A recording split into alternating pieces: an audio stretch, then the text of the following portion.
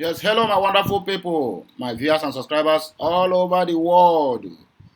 I don't come again, and I still remain your one and only Okute Daily News, bringing to us this analysis of one of the chieftain of the Federal Republic of Nigeria by name Victor Ndoma Eba. Well, he tried to emphasize on this very issue, on this very uh, video that is making rounds on the internet about those elected senators or House of Rep members who are jostling to be the Speaker or the President of the Senate of the Federal Republic of Nigeria. Yeah, but the funniest part of it here is that the same people who say that the president should choose a Muslim vice president to replace them or to carry out whatever agenda they have concerning this country, Nigeria. Now, still the same people are jostling now to be another Muslim to the Speaker of the House and also to the House, to the Senate President. I don't understand what is happening to this country in Nigeria. If what do they call it? The Christians have no say in this country called Nigeria, please let them just come out and tell them that right before their face that they are minority and they are not needed in this country. And if you must note that the majority of the Christians that we have in Nigeria, or those people who occupy those Christians, are from the southeastern part of the country. So now, they don't find the Christians worthy to be the vice president of the country. They don't find the Christian to be worthy to be the Senate president. They don't find the Christian to be worthy as the House of Rep members. If you want this thing now, you will find out that even their deputy will also be Muslim. Then the question here is, are we running a government of the Muslim, or we are following the Constitution of the Federal Republic of Nigeria, which stipulates that there must be a kind of a mixture in all these things. If you are having a president, then your vice will be the Christian. If you are having a Muslim president, your vice president will be Christian. Then it is a Christian president, then the vice will be Muslim. Upon all these things, they look us wide on our face and tell us that we are not needed, that we are minority in our own country. And the simple truth is that the people that is doing all these things are strangers we welcome in our land, though Fulanis, we welcome them in our land. In the history of Nigeria, Fulani, as far as I'm concerned, they are strangers in Nigeria. They come from other parts of this African country that related to us. But please, let me warn, and let me use this word for the interest of peace, for people who will come out and begin to attack me, whether by YouTube or whatever, or to report my channel. I am not inciting anybody. I am not telling anybody to go out there and begin to fight a spiritual war or religious war or whatever war you might think of it. Please, that is not what I mean. Hear me and hear me clear. And also do what? Listen attentively to get where my point is driving to. I am driving that these people want to turn Nigeria into a Muslim country, whereby the Christian even carries 50% or more in this very country called Nigeria. So what these people are trying to tell us now before our faces is that Christians are not welcome in Nigeria. And who are those Christians who occupy the most when you talk about Christianity, we are talking about the southeastern region. So the earlier the better. The international community, even calling you people self, is of no use, because you people cannot do anything, because in many cases that the international community is supposed to intervene in the issues happening in Nigeria, they close their ears to us and let us to be on our own faith. So please, I want you to listen to this speaker, our former senator or whatever, Mr. Victor Ndoma Eba. He have already emphasized on this very thing that if Nigeria really want peace and they want everybody to be carried along, that they should zone the Speaker and the Senate to the Christians, not all the Muslims, because the news have it this morning that two senators who are sitting senator already They have already going about enticing the newly elected speakers of the House of Reps, State Assembly, and the rest of them with money gifts, cars of jeeps of different types, and even promising them accommodations. So that is the news we have this morning. I don't know how authentic that news is, but I'm meant to understand that it is never a rumor. It is news. It is news. It is out there on the social media that most of them have already have paid $200,000 in Nigeria, in Ireland. The EFCC, the DSS, and the rest of them cannot intervene. Yeah. Had it been this thing happened, or Ojuzo Kalu, or Dave Umahi, who are from the Eastern extraction, did something like this, my dear, believe it or leave it, it will never reach 24 hours, they will be knocked on their door, just like they did to Rotas Okorocha. They are from the Northeast. 2 of them are from Northeast. One has given $200,000 US dollars, and one have given 200 million naira in cash. This one is not, they say. Then the question is, how are we going to contend with all these things? How are we going to move forward with all these things? Before it was from what do they call it? From presidency. Now it's gone to governor. Now it has come to House of Reps and the Senate. That every office they are vying for that they want to occupy must be by who can give more, who can spend more, who have the cash to throw away. Then tell me, all these House of newly elected House of Rep members, you will find them today, they are moving with Okada. Tomorrow you will find them, they are having a sophisticated jeep, bulletproof jeep, which they cannot even afford.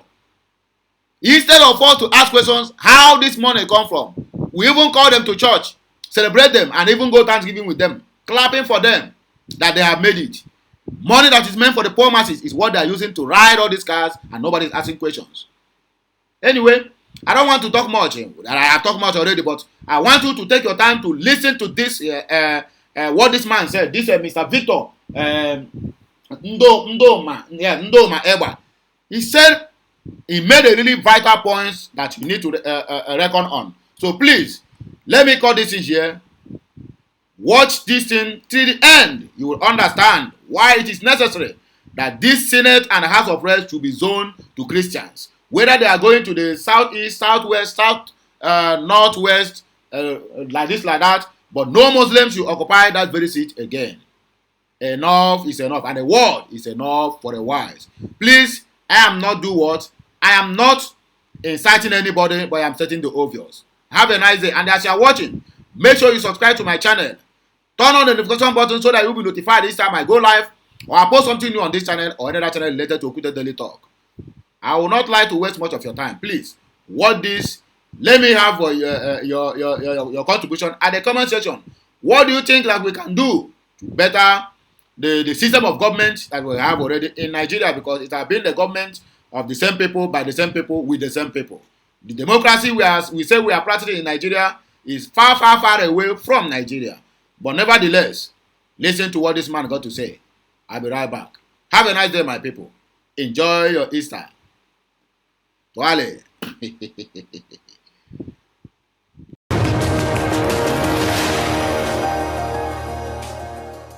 The seat for the leadership of the 10th National Assembly is currently one of the major conversations dominating headlines. There have been talks about zoning the position to the southeast and the south-south to compensate the region. After the victory of President-elect Bola Ahmed Tinubu and his vice candidate, and now Vice President-elect Kashim Shettima, but some northern aspirants for the leadership positions in the National Assembly have kicked against the planned zoning arrangement of the All Progressives Congress, APC, to elect the presiding officers of the 2 chambers. This day's investigation has revealed. According to This Day, our sister media outfit, some aspirants from the Northwest, North Central, and Northeast are opposed to the zoning of the leadership positions in the National Assembly because the party did not zone its presidential ticket to any geopolitical zone. Joining us on this show this morning to discuss the current situation around zoning the key positions in the National Assembly is Senator Victor Ndoma Egba, former leader of the 7th Senate and former chairman of the Niger Delta Development Commission, NDDC. Welcome to the morning show, Senator Ndoma Egba, and happy Easter to you. Well, quickly, what's your take? Happy Easter, Dr. Abati, and happy Easter, Ayo, and thank you for having me this morning. Good morning. Thank you very much. Well, before we go into the main issue about the leadership of the 10th National Assembly, let's have your take on the electoral process 2023, the elections on February 25 and also March 18, and what you think in terms of merits and demerits. Well, I voted in both elections. In my village, that's where I registered. And both elections went on peacefully. There were no issues. I was interviewed on both occasions as soon as I finished voting. And I gave my impression of the elections. First, from when my voter's card was collected from me for purposes of accreditation, to the accreditation process itself, using the BVN to voting, was on both occasions under 6 minutes. And it was peaceful, and I went away. I spoke with the new commander of the army, and he said security-wise, it was an anticlimax because they were on red alert the day before, but it was like the security agencies were having a Christmas party on the day of election. Now, I was only at one location, so I can only speak for that location. Now, I hear that the results were not transmitted by IREV as they ought to. That will be unfortunate. But having said so, the agents of the political parties, as soon as elections finished, knew the outcome of the results because they had records of the results. They had them on the sheets and they had them in their phones. So I can only speak for where I voted, because that's the only place I was an eyewitness. Anywhere else will be hearsay. All right. I hear you when you say any other place would be hearsay, but I want to assume that you watched the news and saw reports that were captured on camera and in interviews with people who were actually affected. So despite the fact that you could only speak for your polling units, there were other polling units that were reported quite widely. Did you see any of them? I saw some. I didn't see all. Okay. But the thing with artificial intelligence these days, I am Catholic and I know that my Pope is on a wheelchair. But 2-3 days ago, we saw the Pope playing basketball. So I really don't know what to believe and what not to believe. But essentially, I think the situation we find ourselves in is a crisis of expectations. I must confess that I'm an APC chieftain. I have been since 2015 when I was thrown out of the PDP. I was also secretary of the Campaign Planning Directorate of the Presidential Campaign Committee. And everything we did was to work towards winning the elections. We worked very, very hard to win the elections. Our expectations were met. Some other people's expectations were not met. So we have that crisis of expectations. On the day of the first election, all our planning in Cross River State was on the assumption that we were running against the PDP. Labour Party was not an issue in Cross River State. But surprisingly, Labour Party won, and they even won in my polling unit. We didn't make any case of that. But in subsequent elections, the same Labour Party that won in the previous election was scoring one vote in virtually every election. And for us, we have always said that a political party needs a structure. Labour Party boasted that they didn't need a structure. So I think that if their expectations were not met, they have lessons to draw from this. They proceeded towards the elections as if the whole of Nigeria was one audience. And I kept saying so to their leaders. Governor Peter Obi is my friend, but I didn't see him throughout this period. But people close to him, I made this point to them, that Nigeria does not consist of one audience. Your strategy is suggesting that there is one audience, you know? So they managed to reach one audience and they didn't reach the other audiences. So they have lessons to learn because whether we like it or not, the performance of the Labour Party in the last election has changed the nature of politics in Nigeria and hopefully for good. Okay, Senator, the flip side to that narrative is that what the Labour Party has been able to prove is that you can take a political party from almost nothing to something. And Peter Obi and those who believe in him, the obedient, they moved that party. They ended up with 36 seats in the National Assembly and also the governorship, at least of one state, Abia State in this instance. So that argument about having a structure, you can build a structure within a short while. That's what Labour Party has taught us. But let's now talk about the National Assembly. What do you think of the politics of zoning?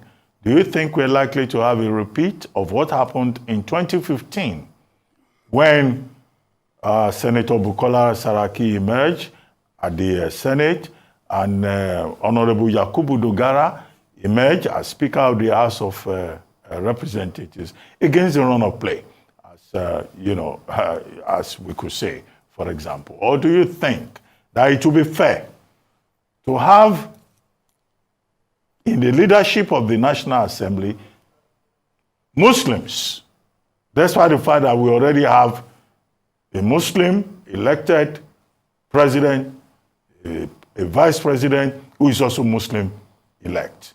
These two issues.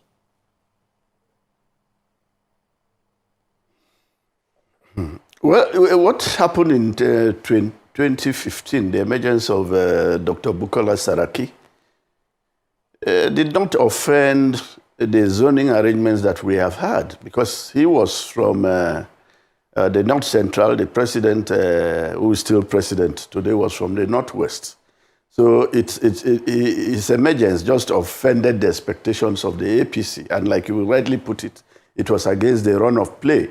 But it didn't offend the zoning arrangement because he came from the zone that ordinarily should have produced the Senate president at that time. It is just that, let me put it another way. He came from a zone that was eligible to produce the Senate president at that time. It's just that he was not the preferred choice of his political party. So having said so, let me say that there are three perspectives to this issue.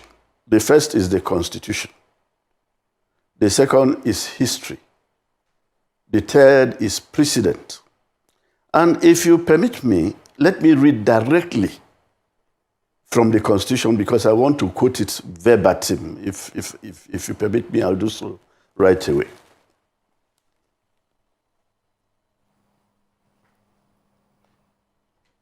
Section 14 of the 1999 Constitution says in subsection 1, the Federal Republic of Nigeria shall be a state based on the principle of democracy and social justice. 2, it is hereby accordingly declared, blah, blah, blah, but the crucial one is subsection 3. The composition of the government of the Federation or any of its agencies and the conduct of its affairs shall be carried out in such a manner as to reflect the federal character of Nigeria and the need to promote national unity and also to command national loyalty, thereby ensuring that there shall be no predominance of persons from a few states or from a few ethnic or other sectional groups in the government or in any of its agencies. Now, the principle enunciated in section 14.3 is an elevated principle of inclusiveness, of social justice, of equity. Now, I was in the field. Like I said, I was secretary of the Campaign Planning Directorate for the Presidential Planning Committee. I was out there in the field. And one of the major issues we had to contend with was the issue of the same-faith ticket of our presidential candidate then and the vice presidential candidate. It was a major issue for us Christians. It was a major issue for us Southerners. Now, we have just survived one anxiety. By the grace of God, we won. We have just survived one anxiety. We should not willingly or unwittingly create another anxiety.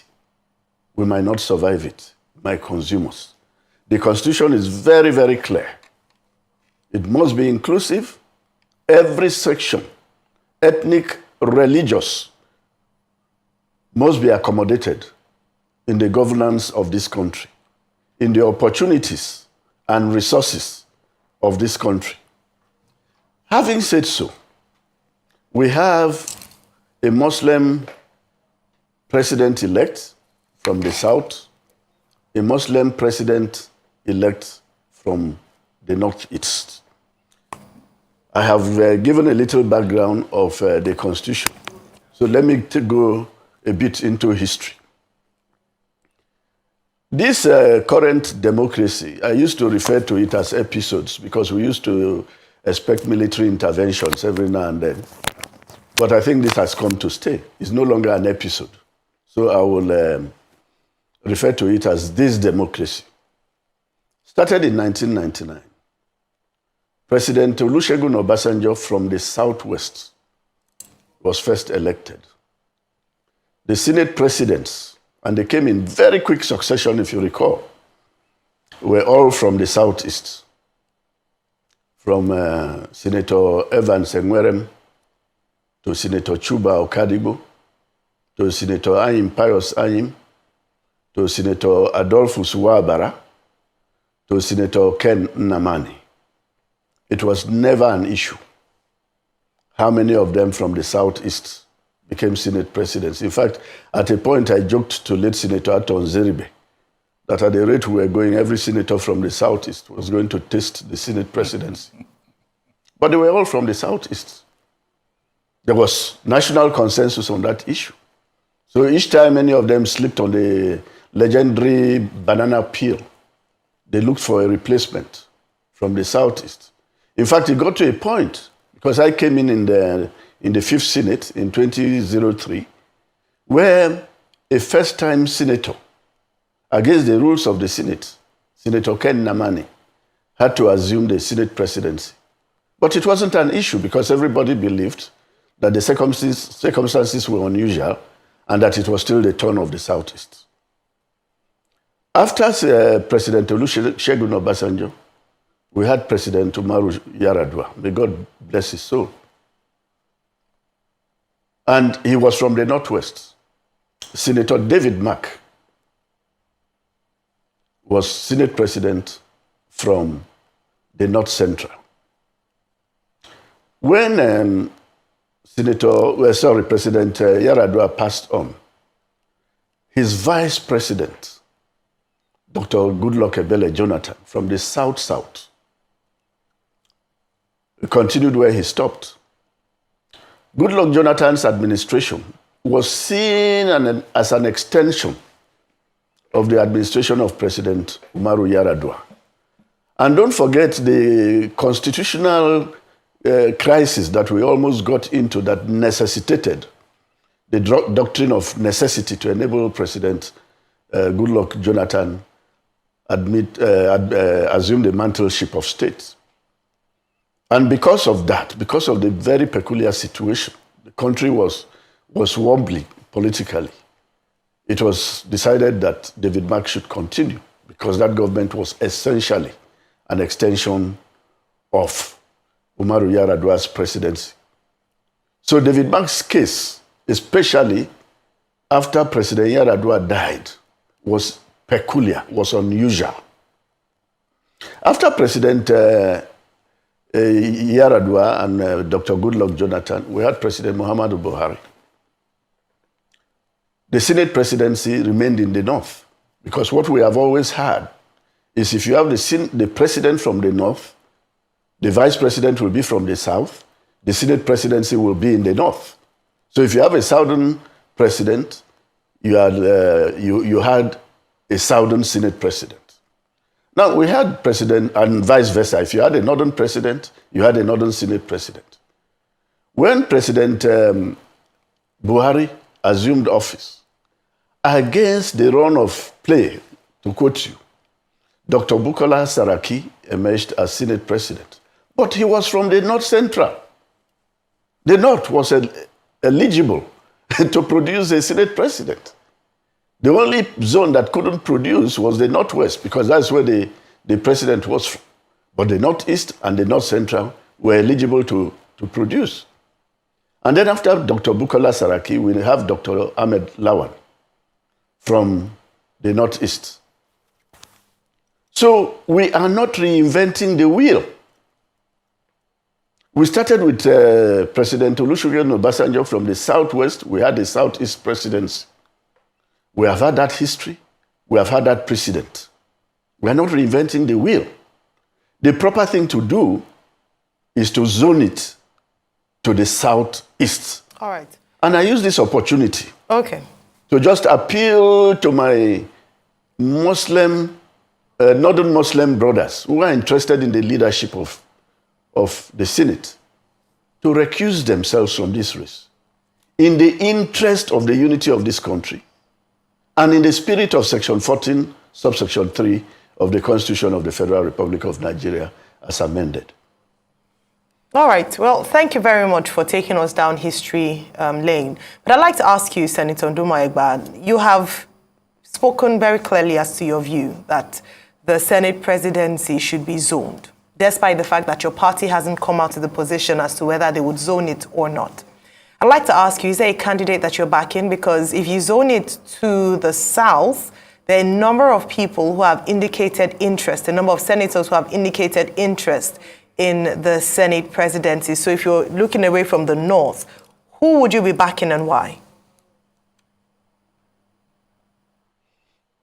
Section 50 of the Constitution creates the office of the Senate President.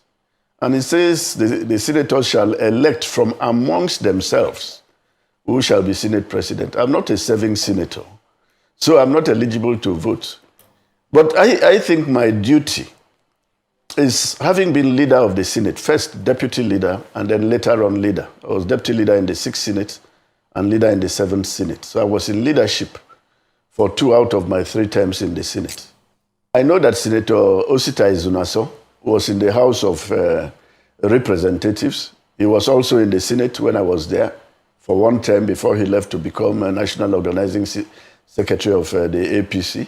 And I hear he's returning to the Senate. You also have Senator Ojo Zokalu, who was also in the House of Reps at some point. He's been in the Senate. I think this is his 2nd term. He's a principal officer. So both of them are eligible. They are ranking senators and they're eligible. I don't have any particular candidate. But I just believe that we must stick to the principle, or the principles of equity, fairness, and justice. Our brothers from the north, Muslim brothers from the north, should not take it because they can. It is not a question of might. It is a question of justice. It is a question of equity. And each and every one of them has a stake in the survival of this country. If that is the sacrifice they must make to keep this country one, it is not beyond them to make that sacrifice.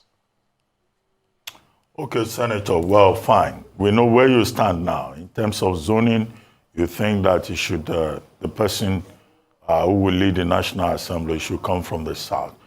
Are you pushing the same argument for the House of Representatives also? And then, I mean, if I push further and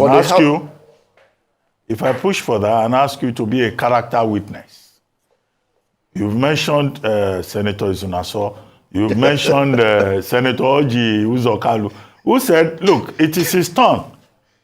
Emilokan, after a fashion, to be Senate president, and in fact, the thing should be zoned to his family, should be zoned to his village, Igbere village.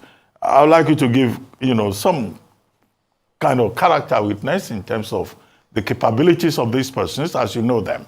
And then maybe you also include, in that regard, Senator Godswill Akpabio from your zone, South-South, who is also interested. You don't think the South-South should even be considered at all?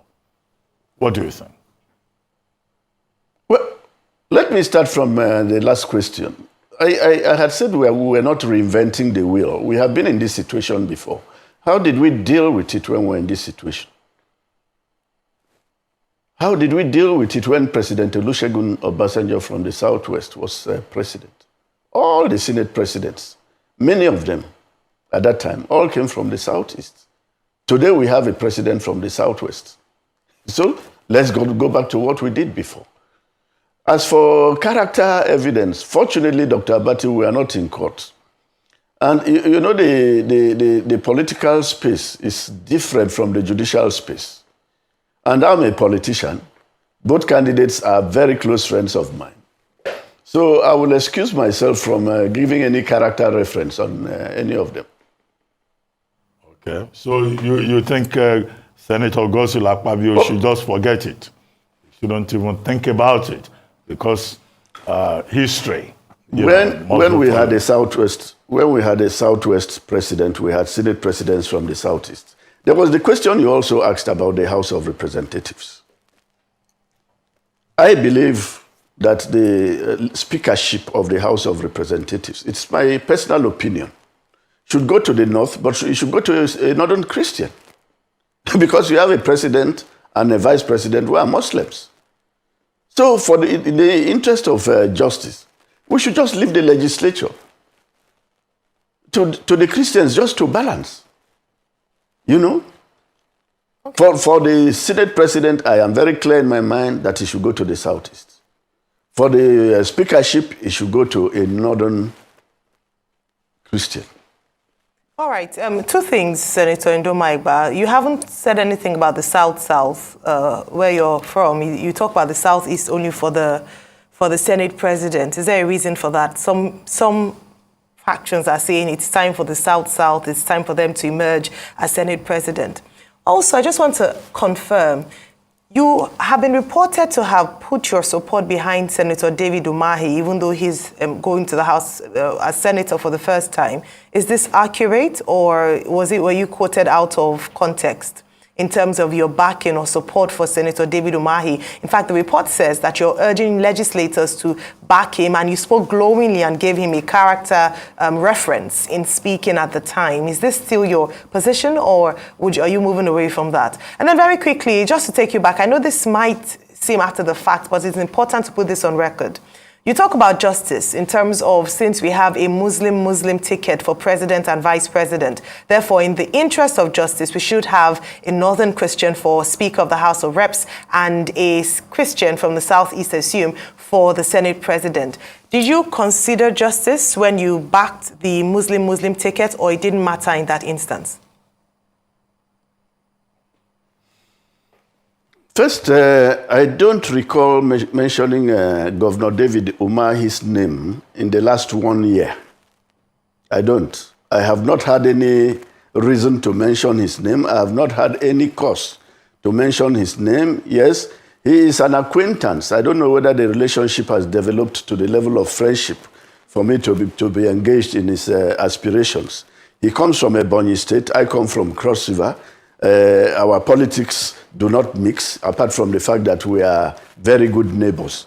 So I have had no cause. I have not seen Governor Umahi in I think the last time I saw him was like 3 years ago when we met on a Lufthansa flight. I haven't seen him. I have had no cause to speak with any legislator, whether outgoing or incoming. I have no locus to dictate which way they should go. It is only the party, it's only the APC that can guide them on that. And if I have any views, I will share my views with the leadership of the APC. Or when I'm invited by Dr. Abati, who is a Calabar boy like me, I am obliged to come. You know? So I don't know where the story about Governor Umahi is coming from. I have never made any such comment. I have not had any cause to make any such comment. I have not had any cause to speak to anybody on any particular aspirant. Rather, I speak on the issues, on the principles that should govern us in arriving at that decision. Two, you asked whether about the South and Senator Godswill Akpabio. I have based my arguments on history and precedent. It is not personal. Maybe the day we get a president from the Southeast, the South will produce the Senate president, maybe. But from what we have had so far, history is on the side of the Southeast. Precedent is on the side of the Southeast. Equity and fairness are on the side of the Southeast.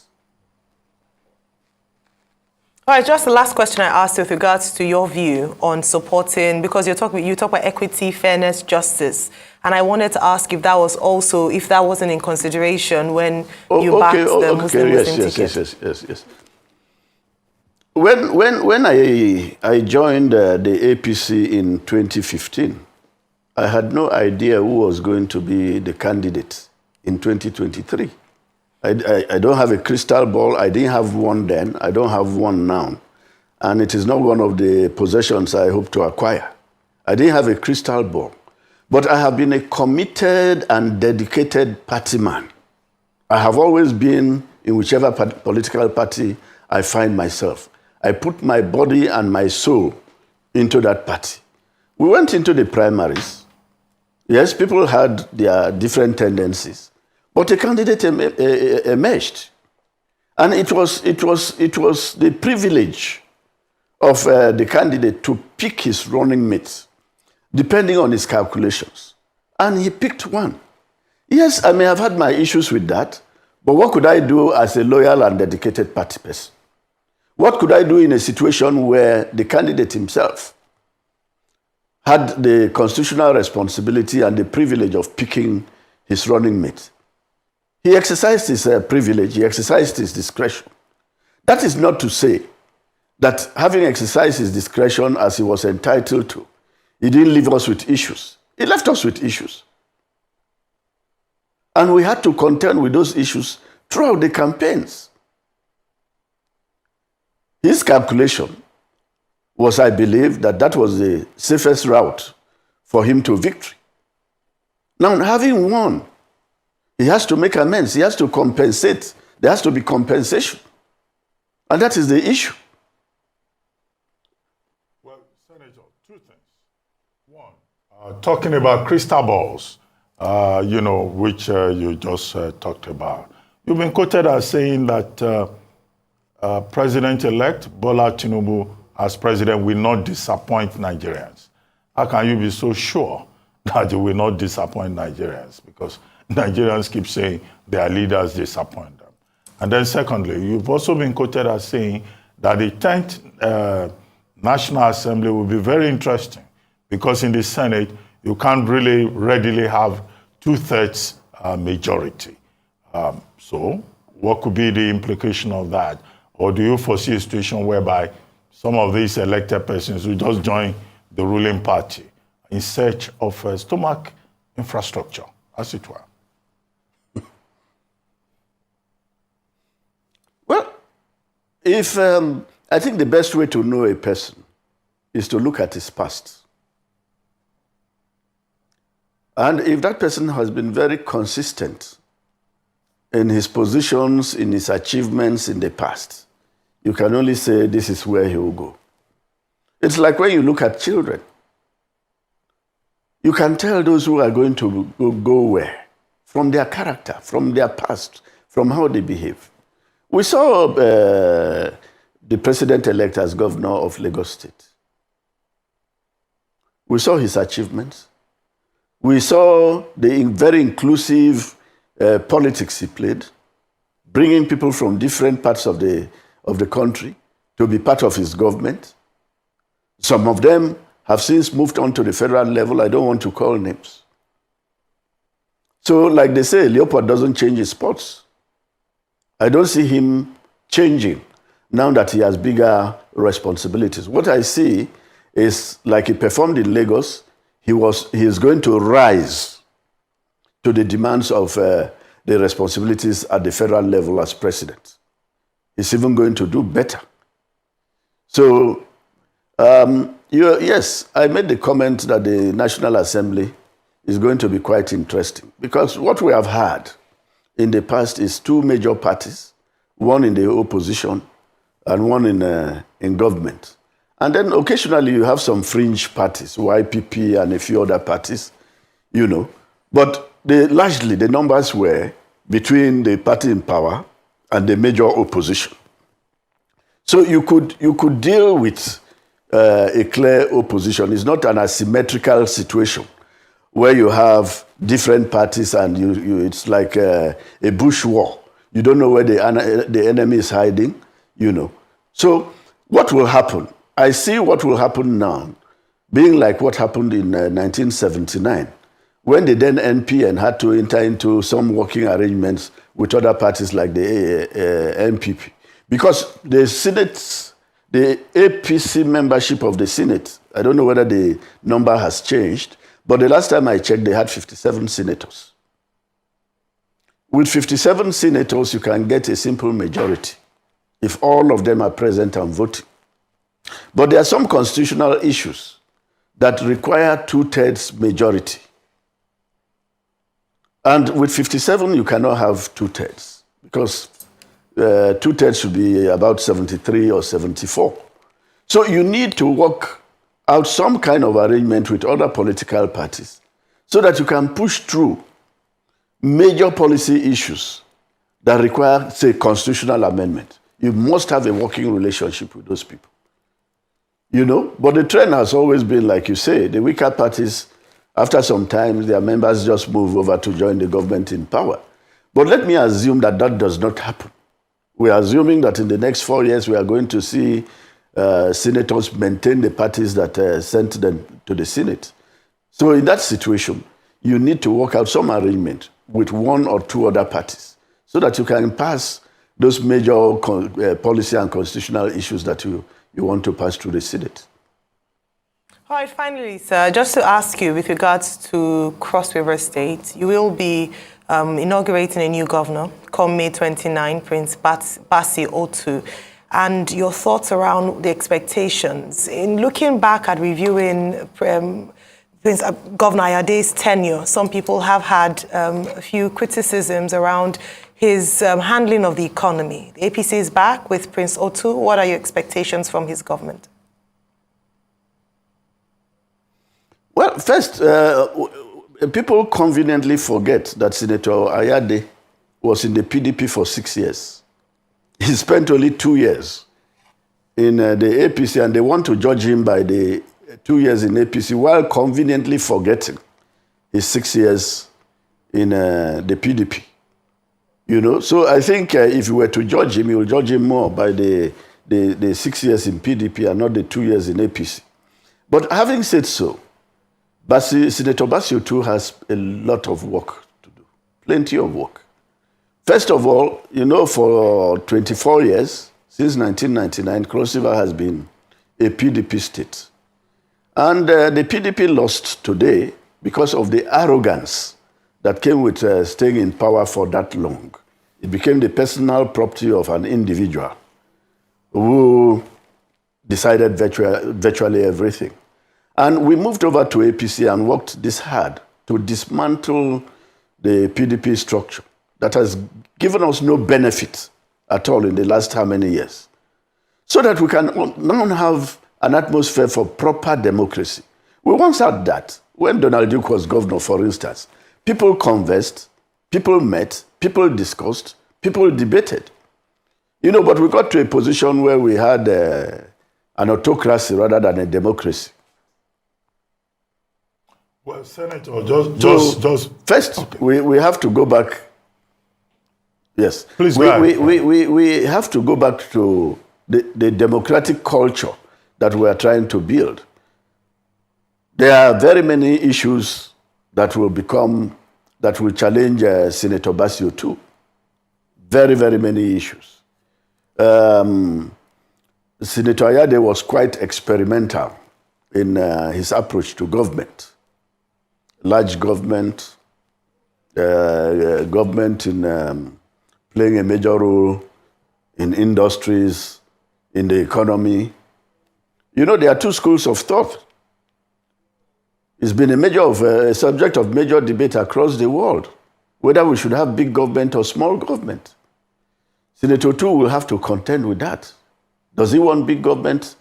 Does he want small government, as the rest of the world is working towards? He will have to contend with that philosophical issue. The issue of the economy. Should government be directly involved in industries? Should government be directly involved in business? That is another thing he has to contend, because that is the direction Senator Ayade took us to, of government building industries, building factories, trying to run businesses, you know. But across the globe, there are two tendencies. The very few socialist countries left believe that they should be involved in business and in industries. Many more governors believe that business should remain the business of businessmen and women. So Senator Tu will have to deal with this. He will have to deal with the mindset of cross-variance, the attitude. Because in the last, every government molds the people's attitude. I remember the days of Donald Duke. We suddenly became a very attractive people, you know, because of his policies. Calabar was the place to be in for the carnival. So cross-variance suddenly became very, very important people. You know, but today, virtually everybody, I believe that there are more people holding government appointments than those who are not holding government appointments.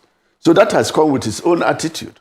It has come with its implications on the civil service, you know. So there are so many issues that Senator Tu will have to deal with. Well, Senator, just before we wrap this up, just one clarification. You said the People's Democratic Party became the personal property of an individual. Who is that individual? If I may just do small aproko before we go. And how did that person turn the PDP into a personal property? When Vice President Atiku Abubakar was in Calabar recently to campaign just before the elections, he asked a question at the stadium. Somebody showed me the video.